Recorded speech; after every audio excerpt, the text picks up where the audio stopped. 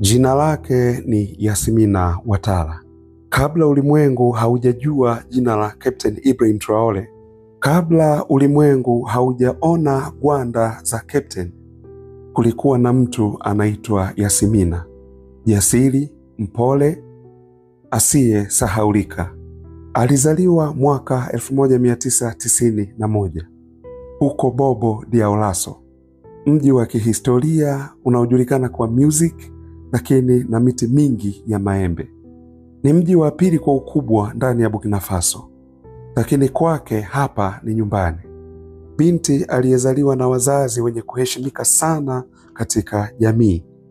Baba yake Amadou Watara alikuwa ni mwalimu mstaafu wa historia, mtu mwema anayeongea kwa upole.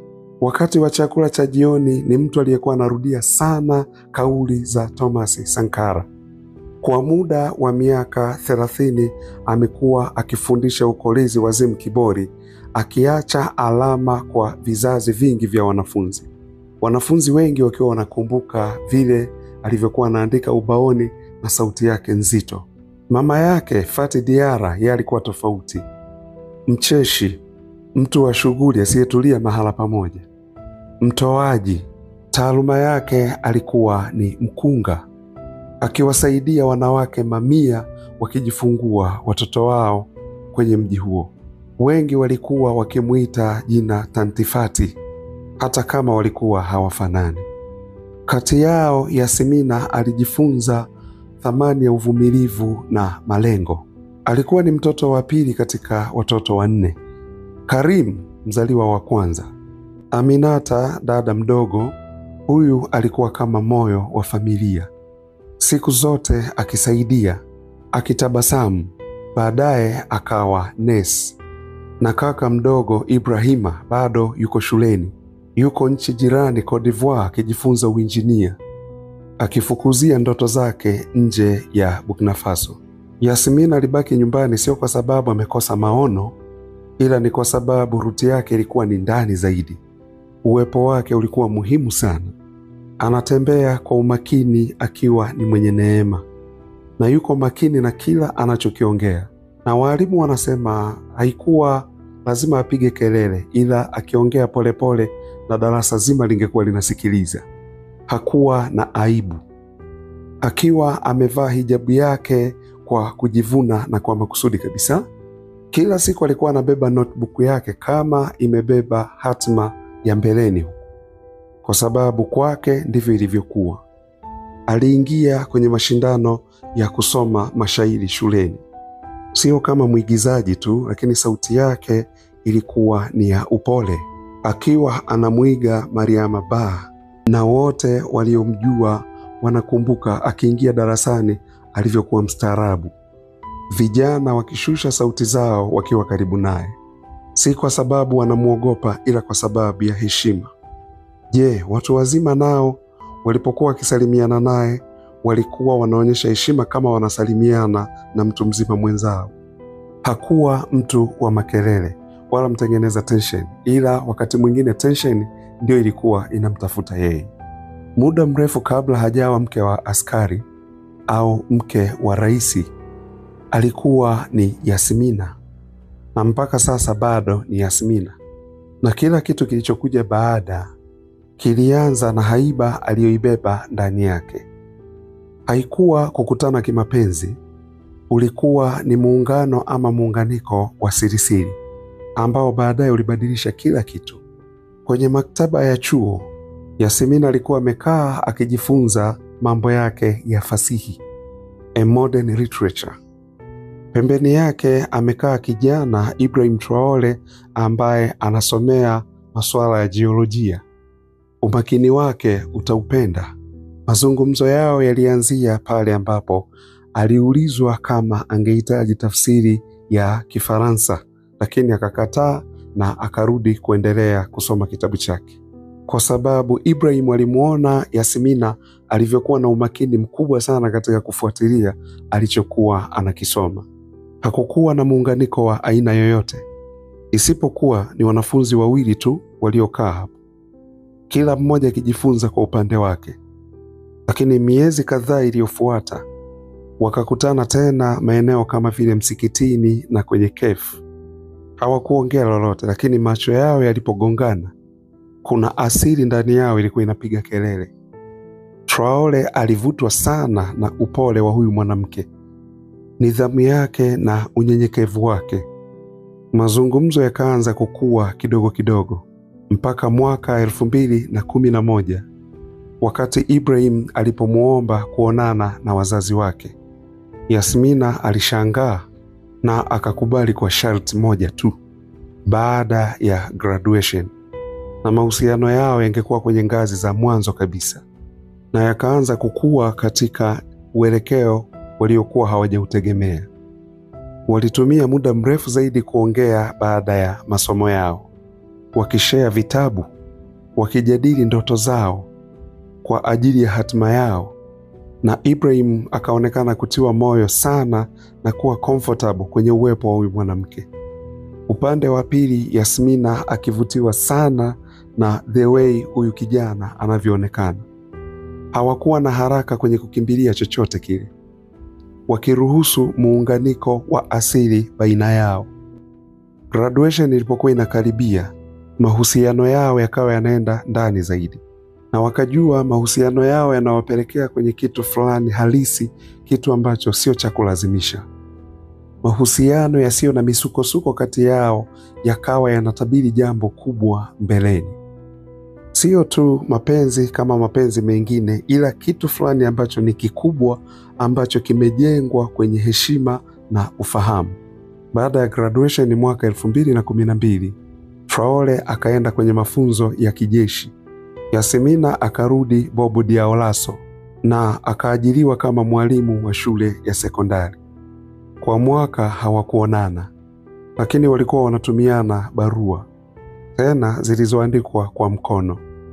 Kwa muda wa wiki 3 barua moja. Yasmina alikuwa anajibu barua moja kwa mwezi. Hakuna picha, hakuna kupigiana simu za usiku, isipokuwa maneno tu. Waliahidiana kusubiriana. Umbali kwao haukuwa tatizo mmoja kwa mwingine, isipokuwa kulikuwa na connection ya asili. Kila barua ilibeba uwajibikaji wa kila mmoja kwenye mahusiano yao. Mwaka 2014 mwezi wa 6, Traore akarudi nyumbani kwa ajili ya likizo. Kwa baraka za wazazi wake akaomba sasa aende kujitambulisha kwa kina Yasmina. Wazee kutoka katika familia zote mbili wakakusanyika. Chai ikaandaliwa, maombi yakafanyika, tarehe ikapangwa. Huu ulikuwa ni wakati mzuri sana kwamba kile kitu kilichoanzia kule kwenye maktaba ya chuo sasa kinakuja kuwa halisi. Tarehe 10 mwezi wa 10 2014, huko Bobo Dioulasso, Ibrahim Traore akamuoa Yasmina. Na sherehe ilikuwa ndogo tu, ikihusisha zaidi familia, majirani na wale waliosoma nao pamoja. Hakukuwa na muziki mkubwa, mpiga picha mmoja tu. Ni muunganiko wa ndoa isiyohitaji makelele, iliyopigiwa muhuri katika imani. Na tukio hili likaonyesha umuhimu wa mawasiliano yao na mahusiano yao, kuwa yalikuwa imara lakini hayakuwa na haraka hakika, na yalijengwa katika uaminifu mkubwa sana. Katika ulimwengu uliojaa kelele, vipaumbele vyao vilikuwa ni familia wanayoenda kuijenga baadaye. Siku za mwanzo wa ndoa yao zilikuwa zimejaa ubize mwingi sana, huku majukumu ya kijeshi yakimchukua Ibrahim Traore karibia nchi nzima.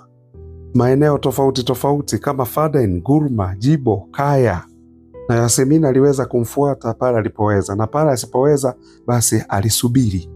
Majukumu haya yakawa yanawatenga kwa muda, lakini hayakuvunja uhusiano wao wa ndani walionao. Ila kutengana kwa sababu ya majukumu ya kazi yao kuliimarisha zaidi uwajibikaji wao, na kila walipokutana baada ya majukumu kukawakumbusha uvumilivu wao. Mwezi wa 5 2016, mtoto wao wa kwanza akazaliwa, waliyempa jina Isa. Alizaliwa akiwa amebeba upole wa mama yake, lakini ujasiri wa baba yake. Mwezi wa 9 2018, wakazaa mtoto wa kike, wakampa jina Halima. Mtoto huyu alikuwa ni mcheshi sana, wakati wote akiuliza maswali, wakati wote akitafuta majibu kwa kila kilichokuwa kinamzunguka. Na mwezi wa 3 mwaka 2021, mtoto wa kiume wa 3 akazaliwa. Jina lake ni Yusufu, akiwa na nguvu, halafu ni mwenye furaha, akionekana kuleta nuru zaidi katika familia hii. Issa Traore aliyezaliwa mwezi wa 5 mwaka 2016, kwa sasa ana umri wa miaka 9. Na Halima Traore aliyezaliwa mwezi wa 9 2018, kwa sasa ana umri wa miaka 6. Na Yusufu Traore aliyezaliwa mwezi wa 3 2021, kwa sasa ana miaka 4. Wanaishi katika makazi yanayolindwa kweli kweli katika mji wa Ouagadougou, huku wakiwekwa nje na macho mengi ya raia. Yasmina anawafundishia watoto wake nyumbani kwa ajili ya usalama, akiwatengenezea nafasi ya kujifunza na upendo ndani ya kuta zao nyumbani. Na kwa wakati fulani huwa anawachukua kuwapeleka kwa babu na bibi huko Bobo Dioulasso. Na huko watoto wanakimbia huku na huku wakicheza nyuma ya nyumba, mahali ambapo yeye amekulia. Ukiachilia mbali masuala ya usalama, lakini watoto hawa wanakuwa katika upendo ambao ulikuwa na uvumilivu mkubwa sana, ulioanza kwa kukutana kwenye maktaba ya chuo. Tangu mapinduzi ya mwaka 2022 mwezi wa 9, uwepo wa Yasmina hauonekani. Hakuna interview, hakuna hotuba za hadhara kama wake wa marais wengine, hakuna mitandao ya kijamii. Hili ni limepangwa, na yeye ndiye aliyependekeza hilo. Maisha aliyoyachagua ndiyo yanamweka mbali sana na mitandao ya kijamii. Fokasi yake ni familia na uaminifu, maisha aliyoyajenga katika usiri wenye malengo.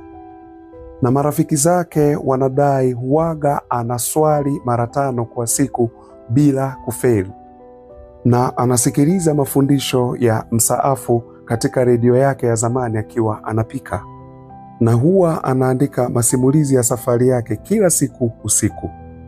Amekataa kutokea katika hizi tafrija za kiserikali au kujumuika katika matukio yoyote ya public.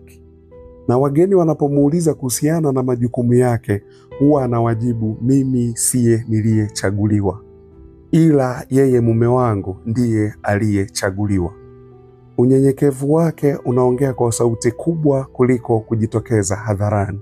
Traore huwa anarudi nyumbani pale tu inapowezekanika, na wakati mwingi na kuaga ni usiku, tena kimya kimya.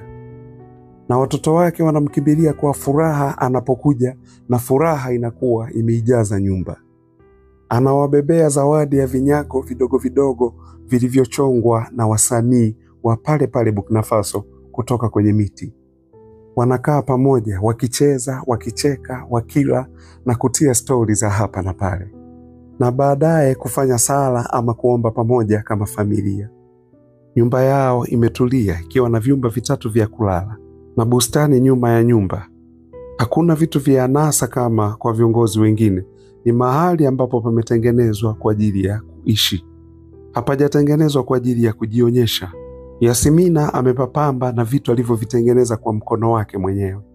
Picha za familia zikiwa zimewekwa kwenye shelf ambazo ni za mbao, na kuta zimebeba historia badala ya mapambo. Na watoto wanasoma kwa sauti kubwa katika lugha zote mbili, Kifaransa na Dioula. Anawafundisha maandiko, ushairi na historia. Kila siku asubuhi huwa wanaanza kwa maombi au sala, ikifuatiwa na kifungua kinywa kilichoandaliwa na Yasmina mwenyewe. Chakula rahisi sana kilichoandaliwa kwa uangalifu mkubwa mno, huku watoto wakisaidia kupika, wakinyeshelea bustani, lakini wakati mwingine wakifanya usafi pia. Wanashirikishwa kila kitu ndani ya nyumba, muda, eneo na majukumu pia. Anawaambia baba yao anafanya vitu vikubwa sana, lakini kwa ajili ya malengo mazuri ya mbeleni. Hata kama hawaelewi, lakini wanasikiliza na wanaamini. Wanaona kujivunia baba yao wakati mama yao anaongea katika macho yake. Na kuna usemi ndani ya nyumba yao kuwa hakuna anayeruhusiwa kula kama watu wote hawajakaa. Sio sheria, ila ni kukumbushana kuhusu umoja, uwepo, heshima, kuwa hata katika matukio madogo lakini familia ndio kitu cha kwanza. Katika taifa ambalo usalama wake ni mdogo, Captain Ibrahim Traore anaongelea kuhusiana na kujitoa muhanga.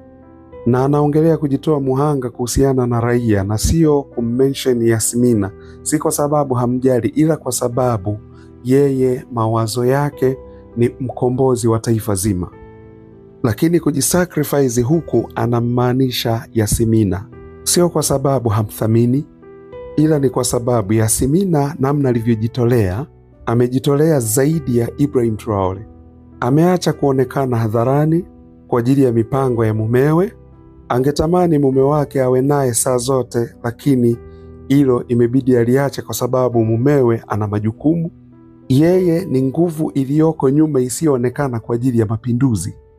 Habari zake haziandikwi kwenye vichwa vya habari vya vyombo mbalimbali vinavyotoa habari, lakini kila mmoja anaweza akamhisi katika ujasiri wa Ibrahim Traore. Yoyote anayoyafanya Traore, basi Yasmina yeye kwake ni kama nyumbani kwake, ni makazi yake, na huyu ndiye muombaji wake wa kwanza, mama wa watoto wake, mtu anayebeba nusu ya mzigo wake. Ulimwengu unamfahamu Ibrahim Traore kama askari, kama kiongozi, kama alama ya kupinga ukoloni. Lakini miaka mingi kabla ya paredi na siasa, alikuwa ni mtu aliyekaa mpole tu katika maktaba, pembeni yake kukiwa na msichana ambaye ni mtaratibu sana, akiwa na notebook ya kijani mkononi mwake. Hii ndiyo hadithi ambayo wachache watakusimulia, lakini kitu cha msingi zaidi inatukumbusha kuwa hata mwana mapinduzi basi usiku huwa anaenda kwenye familia yake. Na huko nyumbani, nyuma ya kelele ya vita na uongozi, anaishi mwanamke ambaye jina lake ni Yasmina. Na katika ukimya wake basi ulimwengu mzima unapumua. Tukumbuke kuwa Traore hapokei mshahara kama raisi.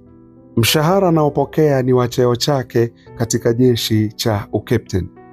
Tofauti kabisa na viongozi wengine wa mataifa ya Afrika wanaofurahia mishahara yao, maisha ya anasa na allowance. Traore hajajipandishia kabisa viwango vya kuishi tangu ameingia madarakani.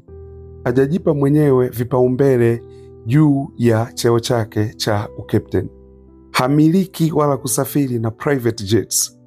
Haendeshi magari makubwa ya thamani na ya anasa.